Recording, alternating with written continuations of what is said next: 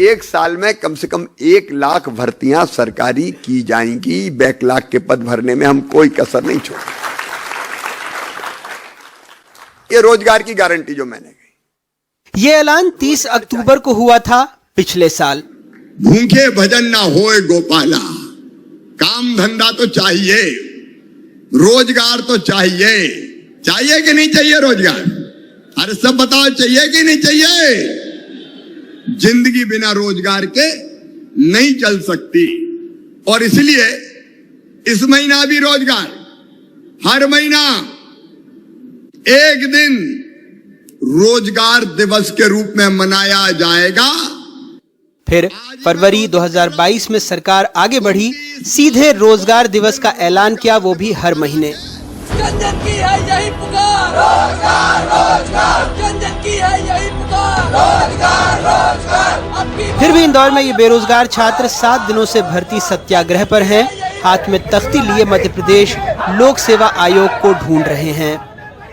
मेरे कई साथी ऐसे हैं जो आज जो है तैयारी छोड़कर अपने घर को जा चुके हैं, क्योंकि उनकी आर्थिक स्थिति इतनी अच्छी नहीं है। उनके पेरेंट्स ने बोल दिया बेटा बहुत हो गया, 3-4 साल से पढ़ रहे हो, अब तो घर आ जाओ, हम खर्चा नहीं दे सकते। तो जो सपना लेकर आए थे हम गवर्नमेंट जॉब का, वो सपना हमारा टूटता जा रहा है। हम रिजल्ट का वेट करते रह जाते हैं, हम वैकेंसी का वेट करते रह जाते हैं, लेकिन हमें सिर्फ आश्वासन मिलता है उसके नाम पर। तो बहुत बुरी कंडीशन हो गई है। 2017 में पिछली बार MPSI हुआ था, उसके बाद से कोई नोटिफिकेशन तक नहीं आया है। बार बार व्यापम के कैलेंडर में शो तो होता है, लेकिन वो कैलेंडर ही कैंसिल कर दिया जाता है, और अभी तो पिछले 2 सालों से वो भी नहीं आया हुआ है।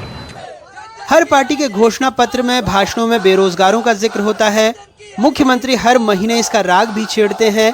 ऐसा भी नहीं है कि अलग से पद देने हैं। सरकार के ही 55 में से 44 विभागों में 3 लाख से ज्यादा पद खाली हैं।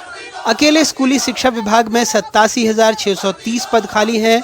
स्वास्थ्य विभाग में 14,313 पद खाली हैं। कृषि विभाग में 4,634 पद खाली हैं। छोटी छोटी 3 कहानियां और सुन लीजिए। 2018 में सरकार ने नौकरी दिलाने के लिए एक निजी कंपनी से करार किया। शर्त थी 10 साल में 11,80,000 युवाओं को नौकरी मिलेगी। अक्टूबर 2020 से मार्च 2021 तक सिर्फ 11,680 बच्चों को नौकरी मिली। 3 साल में कंपनी ने सिर्फ दफ्तर संवारा। वैसे सरकारी ऑडिट में पता लगा कि 4,421 युवाओं को ही नौकरी मिली। 4 करोड़ 17 लाख रुपए का भुगतान हो गया। दूसरी कहानी, सरकारी एजेंसी सेडमैप ने पंचायती राज विभाग के 1,144 पदों के लिए बेरोजगारों से आवेदन मंगवाए। 1,17,000 बेरोजगारों ने 650 रुपए प्रति आवेदन यानी 7 करोड़ 60 लाख रुपए दे दिए। 11,000 छात्रों को इंटरव्यू के लिए बुलाया गया। अब घोषणा हो गई कि भर्तियां निरस्त हैं। तीसरी कहानी, लोक सेवा आयोग ने 8 साल बाद आयुर्वेद चिकित्सा अधिकारी की परीक्षा ली। संविदा कर्मियों को बोनस नंबर दिए। कुछ छात्रों ने आरोप लगाया कि प्रश्न पत्र के क्रमांक पर व्हाइटनर लगा मिला। सेंटर पर CCTV कैमरे भी नहीं थे। ऐसे में इन्हें गड़बड़ी की आशंका है। ऐसे में इन युवाओं को सत्याग्रह के लिए जुटना पड़ा। सबका दर्द अलग। कोई आर्थिक तंगी से परेशान है, तो कोई शादी होने और बच्चा होने के बाद भी बेरोजगार है। मगर सबकी उम्मीद यही है कि सरकार जागेगी और उनकी नौकरी लगेगी। काश ऐसा ही हो। देश में कई सरकारें अब इश्तिहार से ही चलती हैं।